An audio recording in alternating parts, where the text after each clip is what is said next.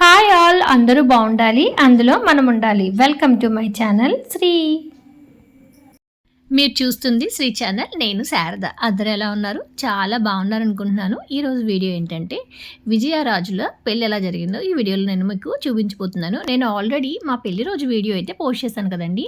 మా పెళ్లి రోజు మేము అన్నవరం సత్యనారాయణ స్వామి వారి నోము నోచుకున్నాము. ఎందుకంటే నేను ఆల్రెడీ రీజన్ కూడా చెప్పాను. ఈ మ్యారేజ్ అయితే అన్నవరంలో జరుగుతుంది కాబట్టి ఎలాగో వెళ్తాం కాబట్టి మేమైతే అక్కడ స్వామివారి నోము నోచేసుకుని ఈవినింగ్ పెళ్ళికి అటెండ్ అవుదాం అనుకున్నాం. అందుకని మేము మార్నింగే వచ్చేసామనండి. ఆఫ్టర్నూన్ నుంచి అయితే ఇంకా పెళ్ళికి సంబంధించి పెళ్ళికొడుకు పెళ్ళికూతురు వాళ్ళందరూ వచ్చేసారనమాట. పెళ్ళికొడుకు వాళ్ళు వచ్చిన తర్వాత ఇక్కడ అమ్మాయికి అబ్బాయికి కలిపి కాళ్ళగోళ్ళు తీసే కార్యక్రమం అనమాట. కొంతమంది ట్రెడిషన్ ప్రకారం అయితే కాళ్ళగోళ్ళు అమ్మాయి ఇంటి దగ్గర అబ్బాయి ఇంటి దగ్గర తీసుకుని వచ్చేస్తారు. కొన్ని ట్రెడిషన్స్లో ఏంటంటే అమ్మాయికి అబ్బాయికి కలిపే తీస్తారనమాట.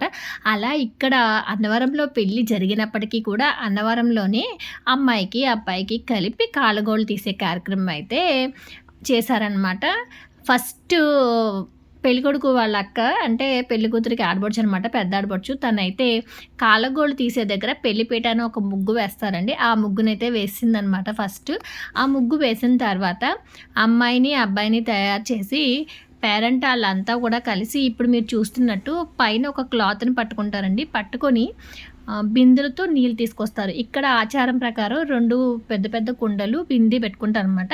యాక్చువల్గా కుండనైతే ఆడబడుచు ఎత్తుకుంటారనమాట. అలాగా పెద్ద ఆడబడుచు కుండని ఎత్తుకున్నాక మిగతా పేరెంట్ వాళ్ళు బిందిని ఎత్తుకుంటారనమాట. ఇలా నీళ్ళు తీసుకొచ్చేటప్పుడు పల్లెటూర్లు అలా అయితే దగ్గరలో ఉన్న చెరువు నుంచి కానీ ఏదన్నా బావుల నుంచి కానీ లేదంటే పక్కింటి నుంచి కానీ నీళ్ళు తీసుకొస్తారనమాట. అలాగా ఇక్కడ రూమ్స్ తీసుకున్నారు కాబట్టి రూమ్లో ఉన్న వాటర్ని అయితే బిందెలతో అయితే తీసుకొని వచ్చారనమాట. బిందెలతో నీళ్ళు పెళ్ళికొడుకు పెళ్ళికూతురు అలాగే మిగతా వాళ్ళంతా కూడా ఇలా భాజాలతో అయితే వస్తారనమాట. అంటే మేళతాళాలతో అయితే వస్తారు. వచ్చి అక్కడ ముగ్గు వేశారు. అలాగే ఒక పీటను వేస్తారు. ఆ పీట మీద కూర్చోబెడతారనమాట. ఎదురుగా అయితే పళ్ళెంతో వడ్లు కొంచెంతో వడ్లు అవన్నీ పెట్టారు కదండి. వాటి చుట్టూ 3 సార్లు ప్రదక్షిణ అయితే తిప్పిస్తారనమాట. ఈ పెళ్లిపేట దగ్గరలో అయితే 2 పెద్ద ఇత్తడి పళ్ళాలతో వడ్లు పెట్టారు. తవ్వతో కొంచెంతో వడ్లు పెట్టారు. తర్వాత పేరెంటాలు తీసుకొచ్చిన నీళ్ళ బిందెలు 3 ఎదురుగా అయితే దించి అబ్బాయికి బేనత్త వరుస అయ్యి ఆవిడని మధ్యలో కూర్చోబెట్టి అమ్మాయిని ఒకవైపు అబ్బాయిని ఒకవైపు అయితే కూర్చోబెట్టారండి. తర్వాత అక్కడ మనకి తవ్వతో కొంచెంతో పెట్టారు కదా, ఆ 2 మీద కూడా అరటిపళ్ళు తాంబూలం పెట్టారు. తీసుకొచ్చిన నీళ్ళ బిందెలన్నిటికీ కూడా దారంతో ఒక బంధనంలా తోరం అయితే కట్టారనమాట. కట్టిన తర్వాత అమ్మాయికి అబ్బాయికి నలుగు కలిపారండి. నలుగు పిండి ఇందాక ప్లేట్లో కలిపారు కదా, ఆ నలుగునైతే ఆడబడుచులంతా కూడా అమ్మాయికి అబ్బాయికి నలుగు కలిపి పెడుతూ ఉంటారనమాట. ఇక్కడైతే పెద్ద ఆడబడుచు దేవి, చిన్న ఆడబడుచు కవిత ఇద్దరూ కలిసి అయితే అమ్మాయికి అబ్బాయికి అంటే వాళ్ళ అన్నయ్యకి వదినికి మా కవిత పెడుతూ ఉంటే తమ్ముడికి మరదలికి దేవి నలుగు పెడుతున్నారు అనమాట. ఇద్దరు అయితే అందరికీ నలుగు పెడుతున్నారు. తర్వాత పేరెంటాలు కూడా ఎవరన్నా ఉంటే వాళ్ళంతా కూడా అమ్మాయికి అబ్బాయికి అయితే నలుగు పెడతారండి. నలుగు పెట్టడం అయిపోయిన తర్వాత ఇదే మనకి ఈ ట్రెడిషన్లో కొన్ని ఉంటాయన్నమాట. పెద్దవాళ్ళందరూ కూడా ఇలా నలుగు పెట్టేసిన తర్వాత అక్షింతలు వేస్తారు. ఆ అక్షింతలు వేసేటప్పుడు చేత్తో చిల్లర డబ్బులు పట్టుకుంటారు. చిల్లర డబ్బులను పట్టుకొని అమ్మాయికి అబ్బాయికి చుట్టూ తిప్పుతారు. తిప్పిన తర్వాత అక్షింతలు వాళ్ళ నెత్తి మీద వేసేసి ఆ డబ్బుల్ని ఒక గిన్నెతో నీళ్ళలో పెడతారనమాట. లేదంటే పక్కన పెడతారు. ఆ అమౌంట్ అయితే అందులో వేస్తారనమాట. ఇలా పెట్టిన చిల్లర డబ్బులన్నీ కూడా ఇప్పుడు అమ్మాయికి అబ్బాయికి కాలుగోలు తీయడానికి మంగళ వస్తారనమాట. ఆయనకి వెళ్తాయన్నమాట. అలా ఎవరైతే ఉన్నారో పెద్దవాళ్ళు వాళ్ళంతా కూడా ఫస్ట్ జంటలు అయితే ఎవరైతే ఉన్నారో జంటలలాగా అక్షింతలు వేస్తారు. తర్వాత మిగతా సింగిల్గా ఎవరున్నారో అందరూ అలా అక్షింతలు వేస్తారండి. ఈ కార్యక్రమం అంతా కూడా చాలా బాగా అయితే జరుగుతుంది. తర్వాత ఆడపడుచులు ఇద్దరు కూడా అబ్బాయి తల వెనుక పైడి చెంగులు పెడతారనమాట. పైడి చెంగులు పెడితే మంగళైతే కొంచెంగా హెయిర్ కట్ చేసి ఆడపడుచులు ఇద్దరు కూడా కొంగులు పట్టారు కదండి, ఆ కొంగుల్లో అయితే ఆ జుట్టు వేస్తారనమాట. అలా జుట్టు వేసేటప్పుడు ఆడపడుచులకి అక్కడ కూడా ఎంతో కొంత డబ్బులైతే వేస్తూ ఉంటారనమాట. కార్యక్రమం అంతా కూడా పెద్దవాళ్ళందరితో చాలా బాగా అయితే జరిగిందనమాట. మొత్తం వచ్చిన వాళ్ళంతా కూడా అక్షింతలు వేసి ఆశీర్వదించారు. తర్వాత అబ్బాయికి, అమ్మాయికి కూడా మంగళైతే కాళ్ళగోళ్ళు ఇలా తీస్తారు. అంటే కాళ్ళగోళ్ళు తీయడం అంటే జస్ట్ పేరుకి మాత్రమే ఇలా జస్ట్ చాక్‌తో ఇలా రాయడం గానీ, కత్తెరతో ఇలా చేయడం గానీ చేస్తారనమాట. అలా అమ్మాయికి, అబ్బాయికి కాళ్ళ చేతి వేళ్ళు చేతి వేళ్ళకి ఉన్న గోళ్ళని ఇలా ఇలా రబ్ చేస్తారు. అక్కడితో కాళ్ళగోళ్ళ సంబరం అయితే పూర్తవుతుందండి. తర్వాత ఇంకా నలుగు పెట్టేశారు. అందరూ అక్షింతలు వేశారు. కాళ్ళగోళ్ళు తీసేశారు కాబట్టి మంగళ స్నానం చేయించే ముందు ఆడపడుచులు ఒక పళ్ళెంలో వడ్లు, ఒక పళ్ళెంతో పెరుగు పెడతారండి. ఫస్ట్ వడ్లనైతే దంచుతారనమాట. ఇలా దంచిన తర్వాత పెరుగులో 2 రోకళ్ళు చివరిని ముంచైతే అబ్బాయికి, అమ్మాయికి ఇలా పొట్టలో పొడిచినట్టు ఇలా 3 సార్లు గుద్దుతారనమాట. ఇలా ఎందుకంటే మన ఆచారాలకు ప్రతిదానికి కూడా ఒక అంతరార్థం ఉంటుందనమాట. అమ్మాయికి, అబ్బాయికి కూడా కడుపు శుద్ధవుతుంది ఇలా దంచితే. ఎప్పుడూ కూడా వాళ్ళ వంశాభివృద్ధి, సంతానోత్పత్తి జరగాలి, కలగాలి అంటూ ఈ ఆచారాన్నయితే పాటిస్తూ ఉంటారంట. ఇక్కడ ఇంతకీ విషయం ఏంటంటే అండి, అబ్బాయి వాళ్ళు వచ్చేసరికి చాలా టైం అయిపోయిందనమాట. లేట్ అయిపోయింది. అమ్మాయి వాళ్ళు రావడానికి కూడా కొంచెం టైం పట్టేసింది. ముహూర్తం అయితే ఇంచుమించుగా 10 నిమిషాలు తక్కువ 8 ఆ టైంకి అనమాట. ఇక్కడ ఈ కాళ్ళగోళ్ళ సంబరం అది మొదలుపెట్టేసరికి ఇంచుమించుగా 6:30 అయిపోయిందనమాట. ఇక్కడ ఎంత తొందరగా కంప్లీట్ చేసి వీళ్ళిద్దరికీ స్నానం చేస్తే అంత త్వరగా మళ్ళీ రెడీ చేసి తీసుకురావాలనమాట. అబ్బాయి అయితే తొందరగా రెడీ అయిపోతాడు కానీ అమ్మాయికి అయితే టైం పడుతుందని మేమందరం కూడా చాలా టెన్షన్ పడి తొందరగా ఈ కార్యక్రమం ముగించాలని చెప్పి చాలా ఫాస్ట్‌గా అయితే పేరెంట్ వాళ్ళందరినీ కూడా తొందర పెట్టి మరీ చేయించామనమాట. నిజంగా చాలా టైం పట్టేసింది. ఇంకా అమ్మాయిని రెడీ చేసినప్పుడైతే మళ్ళీ ఇక్కడ స్నానం అయిపోయిన వెంటనే తీసుకెళ్ళి మళ్ళీ అమ్మాయికి స్నానం చేయించి శారీ కట్టి జడ వేసి రెడీ చేయాలన్నమాట. అసలు టూ ఫాస్ట్‌గా అమ్మాయినైతే రెడీ చేశామండి. చాలా ఫాస్ట్‌గా తీసుకొచ్చేసామనమాట. ఇదిగోండి మా విజయదుర్గ పెళ్లి కూతురులా రెడీ అయ్యి వచ్చేసిందనమాట. నేను మణి ఇద్దరం కలిసి దుర్గనైతే తీసుకొచ్చామనమాట. దుర్గ మా ఇద్దరికి కూడా చెల్లి వరుస అవుతుంది. అక్కలిద్దరం కలిసి మా చెల్లినైతే తీసుకొచ్చి పెళ్లి మండపంలో కూర్చోబెట్టాం. మా విజయదుర్గని కన్యాదానం చేయడానికి వాళ్ళ పెద్దమ్మ గారు, పెద్దనాన్నగారు పెళ్లిపీటల మీద అయితే కూర్చుంటున్నారనమాట. వాళ్ళిద్దరితో పాటు గౌరీ పూజ కోసం విజయనైతే పెళ్లిపీటల మీద తీసుకొచ్చామండి. ముందుగా అమ్మాయిని కూర్చోబెట్టి గౌరీ పూజ చేసిన తర్వాత అబ్బాయిని కూడా తీసుకొచ్చి మిగతా కార్యక్రమాలన్నీ కూడా చేస్తారనమాట. ఇలా పెళ్ళి అయితే ఎంతో సందడిగా మొదలైపోయింది. అన్నవరంలో పెళ్లి చేసినప్పటికీ కూడా అక్కడ పెళ్లి పందిరి అది ముందుగా సంబంధించిన ఏర్పాట్లన్నీ కూడా ముందుగా అన్నీ మాట్లాడండి. ఇప్పుడు మనం ఇంటి దగ్గర చేసుకునే పెళ్ళికి, గుడి దగ్గర చేసే పెళ్ళికి చాలా వేరియేషన్ అయితే ఉంటుందన్నమాట. అన్నవరం సత్యనారాయణ స్వామివారి దేవస్థానంలో పెళ్లి చేసుకోవాలంటే ముందుగానే రిజిస్ట్రేషన్ చేయించుకోవాలి. అలాగే అమ్మాయి ఆధార్ కార్డు, అబ్బాయి ఆధార్ కార్డు అయితే సబ్మిట్ చేయాలండి. ఇక్కడ మనం ఆధార్ కార్డు సబ్మిట్ చేసేటప్పుడు వాళ్ళు ఏజ్ని కూడా చూస్తారనమాట. పర్టికులర్గా ఆ ఏజ్ పర్ఫెక్ట్గా ఉంటేనే పెళ్ళి చేయడానికైతే ఒప్పుకుంటారనమాట. అలా మొత్తం ప్రాసెస్ అంతా కూడా ఇంచుమించుగా ఒక 15 డేస్ బిఫోరే మనం మొదలు పెట్టాలన్నమాట. అక్కడ అలా రిజిస్ట్రేషన్ అయిపోయిన తర్వాత ఇంకా పెళ్ళికి సంబంధించి మనం రూమ్స్ తీసుకోవాలన్నా, నెక్స్ట్ వచ్చి అక్కడ ప్లేస్ అంటే మండపం వేసుకోవడానికి ముందుగా మనం ప్లేస్ కూడా చూసుకోవాలన్నమాట. అవన్నీ కూడా ముందుగానే మాట్లాడుకోవాలి. దట్టు ఇంకోటి ఏంటంటే అక్కడ పెళ్లి మండపం డెకరేషన్స్ కానీ సంబంధించిన అన్ని ఏర్పాట్లు ముందుగా చేసుకోవాలి.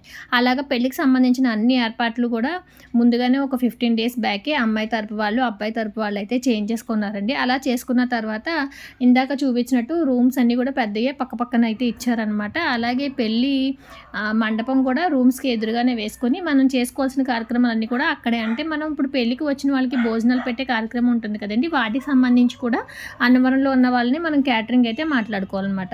ఇలా పెళ్ళికి సంబంధించిన అన్ని ఏర్పాట్లు చాలా బాగా అయితే జరిగినాయి. తర్వాత పెళ్లి కూతురు తల్లిదండ్రికి, పెళ్లి కొడుకు తల్లిదండ్రులు అయితే బట్టలు పెడుతున్నారు అనమాట. మా అత్తయ్య మావయ్య ఇద్దరు కూడా విజయ వాళ్ళ పెద్దనాన్నగారికి, పెద్దమ్మ గారికి అయితే బట్టలు పెడుతున్నారు. అంటే కాళ్ళు కడిగే ముందు ఎవరైతే తమ కొడుకు కాళ్ళు కడుగుతున్నారో వాళ్ళిద్దరికీ కూడా బట్టలు పెట్టడం మన హిందూ ధర్మంలోని ఆచారం అనమాట. అలాగా మా అత్తయ్య, మావయ్య ఇద్దరు కూడా కాళ్ళు కడిగే బట్టలు వాళ్ళిద్దరికైతే పెట్టారనమాట. మన పెళ్ళిలో జరిగే ప్రతి విషయం కూడా చాలా సాంప్రదాయబద్ధంగా ఆచార వ్యవహారాలు కూడా చాలా బాగుంటాయండి. అసలు పెళ్ళి అనగానే 2 మనసులు కలయిక, ఇద్దరు మనుషులు కలయిక అనడం కంటే 2 కుటుంబాల కలయిక అంటే చాలా బాగుంటుంది. తెరను అడ్డుగా పెట్టిన తర్వాత అమ్మాయి తల్లిదండ్రులు ఇద్దరు కూడా అబ్బాయి కాళ్ళు కడిగి కన్యాదానం చేస్తారనమాట. అలాగా అమ్మాయి యొక్క తల్లి నీళ్లు పోస్తూ ఉంటే తండ్రి కాళ్ళు కడుగుతారు. కాళ్ళు కడిగిన తర్వాత పసుపు రాసి పారాణి అంతా పెట్టిన తర్వాత ముందుగా గుమ్మడి పండు, కొబ్బరి బొండాల గెల, అరటిపళ్ళ గెలను కూడా దానంగా ఇస్తారని. అంటే కన్యాదానం చేసే ముందు వీటిని కూడా దానంగా ఇస్తారన్నమాట. ఇలా ఎందుకు ఇస్తారంటే ఒకటవుతున్న వీరిద్దరి జీవితాలు కూడా గుమ్మడికాయ అంత పెద్దగా, కొబ్బరి నీళ్ళంత స్వచ్ఛంగా, అరటిపండులా తియ్యగా ఉండాలని చెప్పి భావిస్తూ ముందుగా ఈ దానాలను ఇప్పిస్తారు. అలాగే పాలు నీళ్ళు కూడా ధారగా పోయించిన తర్వాత జీలకర్ర బెల్లం పెట్టి మంత్రోచ్చారణతోటి అమ్మాయికి, అబ్బాయికి తల మీద జీలకర్ర బెల్లం పెట్టిస్తారనమాట. జీలకర్ర బెల్లం పెట్టిన తర్వాత ముందుగా ఒకరి చూపుల్లో ఒకరు చూసుకోమని చెప్తారు. అదే నిజమైన పెళ్లి ముహూర్తం అండి. మన పెళ్లి ముహూర్తం పెట్టేటప్పుడు ఈ జీలకర్ర బెల్లం పెట్టడమే ప్రధాన ముహూర్తంగా పెద్దలు భావిస్తూ ఉంటారన్నమాట. తల మీద జీలకర్ర బెల్లమే ఎందుకు పెడతారో ఒక్కసారి అయితే చూసేద్దాం.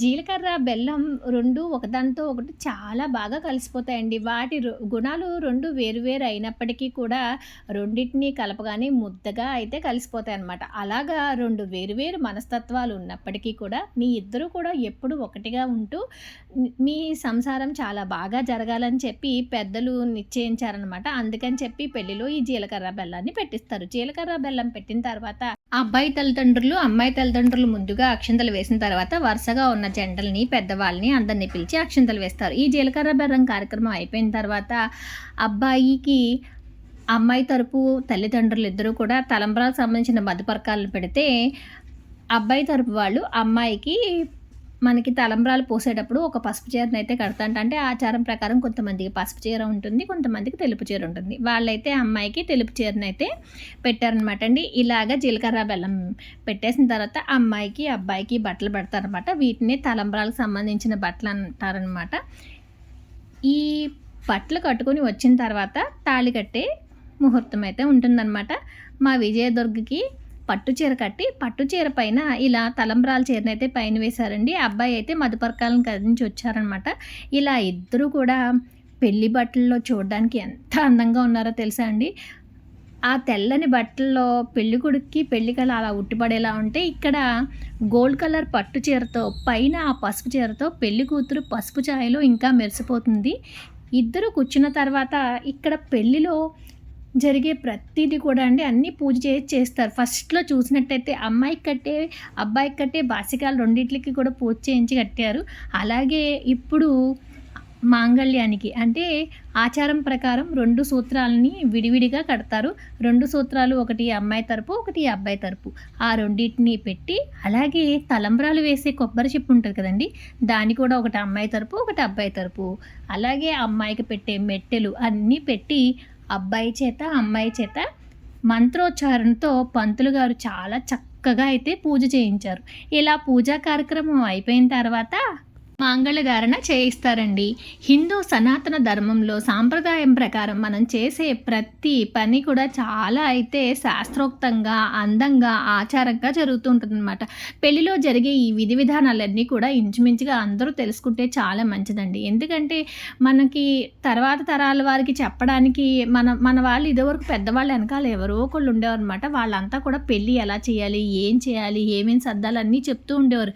కానీ ఇప్పుడు వచ్చిన జనరేషన్ వాళ్ళకి అవన్నీ తెలియదు కాబట్టి ప్రతి ఒక్కరూ కూడా ఈ పెళ్లిలో జరిగే తంతు ఎందుకు చేస్తారో ఏమిటో వివరంగా తెలుసుకుంటూ ఈ పెళ్ళిని చూస్తే కనుక మనం నెక్స్ట్ ఎప్పుడన్నా మన పిల్లలకి పెళ్ళిళ్ళు చేయాలంటే చాలా బాగా అయితే ఉపయోగపడుతుందన్నమాట.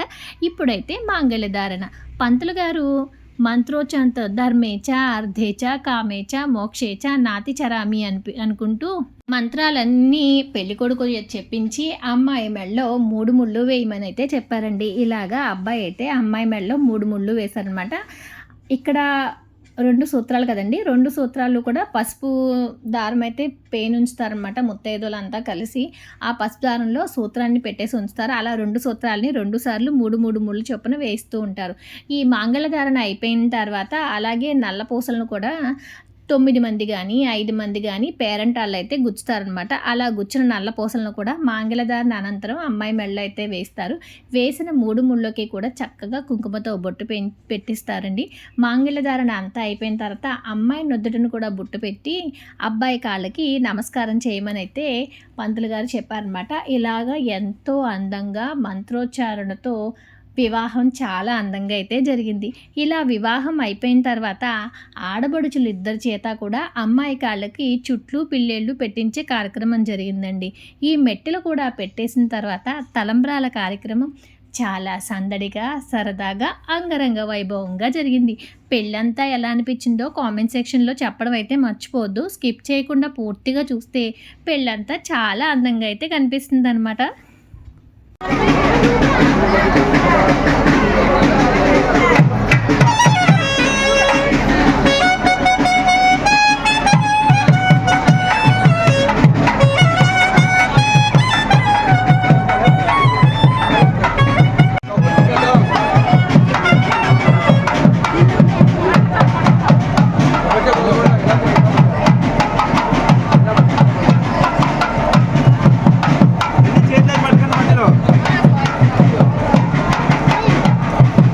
నాకే